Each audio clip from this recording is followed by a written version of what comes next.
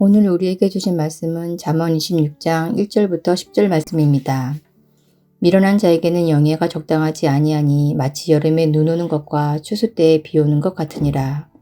까닭없는 저주는 참새가 떠도는 것과 제비가 날아가는 것 같이 이루어지지 아니하느니라. 말에게는 채찍이요 당나귀에게는 재갈이요 미련한 자의 등에는 막대기니라. 미련한 자의 어리석은 것을 따라 대답하지 말라. 두렵건대 너도 그와 같을까 하노라. 미련한 자에게는 그의 어리석음을 따라 대답하라. 두렵건대 그가 스스로 지혜롭게 여길까 하노라. 미련한 자 편에 기별하는 것은 자기의 발을 베어버림과 해를 받음과 같으니라. 저는 자의 다리는 힘없이 달렸나니 미련한 자의 입의 잠언도 그러하니라. 미련한 자에게 영예를 주는 것은 돌을 물매 매는 것과 같으니라. 미련한 자의 입의 잠언은 술 취한 자가 손에 든 가시나무 같으니라. 장인이 온갖 것을 만들지라도 미련한 자를 고용하는 것은 지나가는 행인을 고용함과 같으니라. 아멘. 살아가면서 가장 중요한 것 중 하나는 어떤 사람을 만나느냐 하는 것입니다. 그래서 우리는 만남의 복에 대해 기도하기도 하죠. 문제는 살아가다 보면 나와 잘 맞는 사람, 나에게 유익이 되는 사람을 만나기도 하지만 때로는 그러지 못한 사람들도 만난다는 것입니다. 오늘 잠언 말씀은 미련한 자를 대하는 자세에 대해 말씀합니다. 우리는 미련한 자들을 마주할 때 어떤 자세로 대해야 할까요? 첫째로 미련한 자의 말에 너무 신경 쓸 필요 없습니다. 본문 2절 말씀입니다. 까닭없는 저주는 참새가 떠도는 것과 제비가 날아가는 것 같이 이루어지지 아니하느니라. 여기서 까닭없는 저주는 아무 이유나 근거 없이 그저 내뱉는 말을 뜻합니다. 미련한 자들은 아무에게나 근거도 없고 이유도 없으면서 그저 다른 사람을 비판하고 저주하곤 하죠. 무심코 던진 돌에 개구리 맞아 죽는다는 속담이 있습니다. 의도도 목적도 없는 돌에 맞아 죽는 건 너무 억울한 일이지 않는가요? 아무런 목적도 분명한 근거도 없이 대충 던진 말에 우리가 맞아줄 필요는 없는 것이죠. 미련한 자가 하는 말에 상처받을 필요는 없다는 뜻입니다. 2절 말씀에 까닭없는 저주는 참새가 떠도는 것 같이 이루어지지 않는다고 말씀합니다. 여기서 떠돈다는 것은 머물 집이 없이 흩어지게 됨을 뜻합니다. 까닭없는 저주와 비난은 잠시 시간이 지나면 그저 흩어지기 마련입니다. 미련한 자들이 하는 말에는 아무런 힘이 없습니다. 물론 미련한 자들이 하는 말들이 때로는 내 마음을 아프게 할 수 있습니다. 이러한 말들로 감정이 휘둘리고 그리스도인으로서의 삶이 흔들리고 하나님의 자녀로서의 정체성이 흔들린 경험이 있으신 분도 혹시 계실지 모르겠습니다. 그러나 그 말들은 진짜가 아닙니다. 미련한 자들의 까닭없는 저주는 이루어지지 않는다고 본문은 분명히 말씀합니다. 그러니 미련한 자가 무심코 던진 말에 너무 신경 쓰지 마시기 바랍니다. 대신 참진리이신 하나님이 하시는 말씀에 귀 기울이시길 바랍니다. 우리 아버지 되신 하나님께서 나에게 무엇이라 말씀하시는지 하나님의 말씀에 귀 기울이시길 바랍니다. 미련한 자의 말에 저주와 비난이 담겨 있다면 하나님의 말씀에는 위로와 사랑이 담겨 있습니다. 미련한 자의 말은 시간이 지나면 흩어지지만 하나님의 말씀은 반드시 이루어지는 능력의 말씀입니다. 그러니 미련한 자의 말이 아니라 하나님의 말씀에 귀 기울이는 사람이 지혜로운 자입니다. 미련한 자의 말에 너무 신경 쓰기보다 우리 아버지 하나님의 말씀에 귀 기울이는 지혜로운 오늘 하루 되시길 예수님의 이름으로 축원합니다. 둘째로 미련한 자를 통해 소식을 전하지 말아야 합니다. 본문 6절 말씀입니다. 미련한 자 편에 기별하는 것은 자기의 발을 베어버림과 해를 받음과 같으니라. 여기서 미련한 자 편에 기별한다는 것은 미련한 자를 통해 소식을 전한다는 것을 말합니다. 1984년부터 2009년까지 진행된 가족 오락관이란 TV 프로그램을 아시는가요? 이 프로그램에서 가장 인기 있었던 게임 중 하나는 고요 속의 외침입니다. 시끄러운 음악이 나오는 헤드폰을 쓰고 단어를 다음 사람에게 전달하며 맞추게 하는 게임이죠.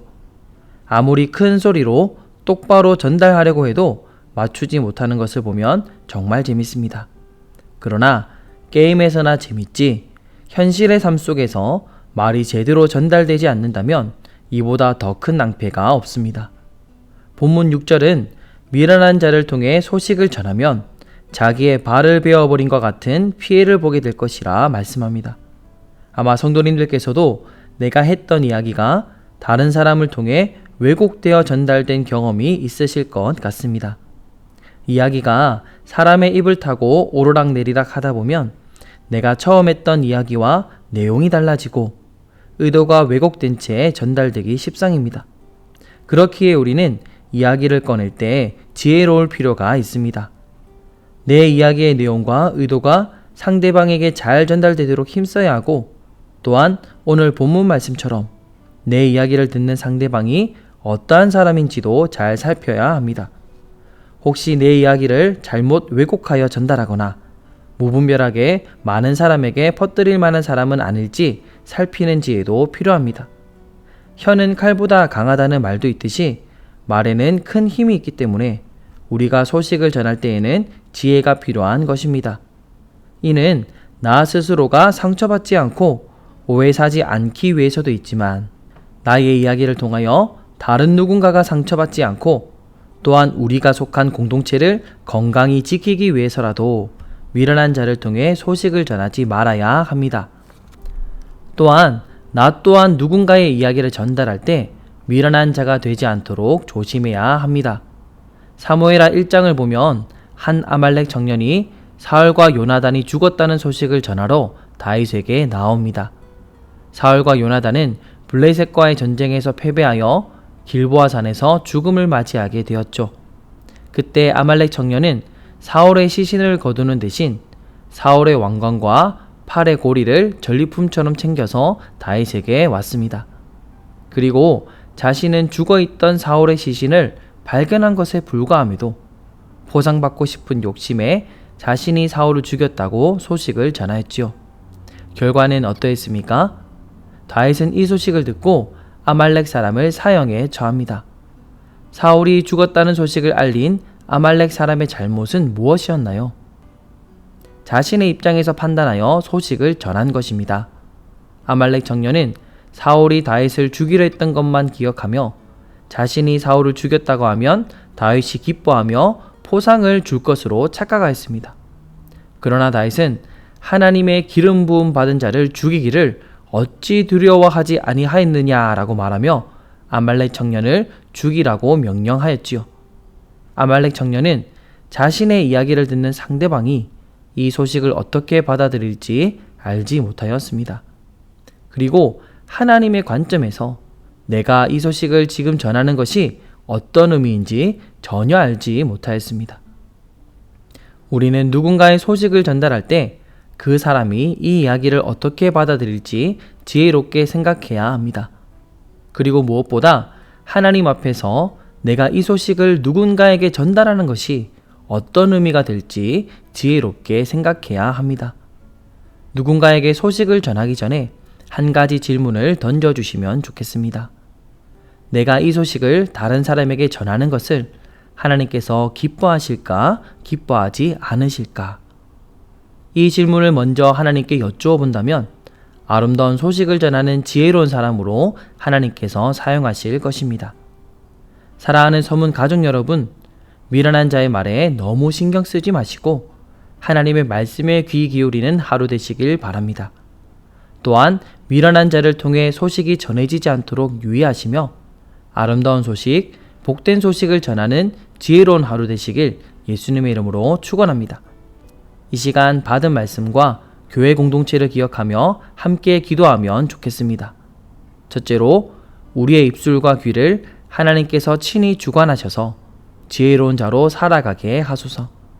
둘째로 젊은 부부 비전 트립을 통해 현지에도 젊은 부부 가정에도 선교의 열매가 아름답게 맺히게 하소서. 이 두 가지 기도 제목으로 기도하신 후 개인의 기도 제목으로 기도하시겠습니다.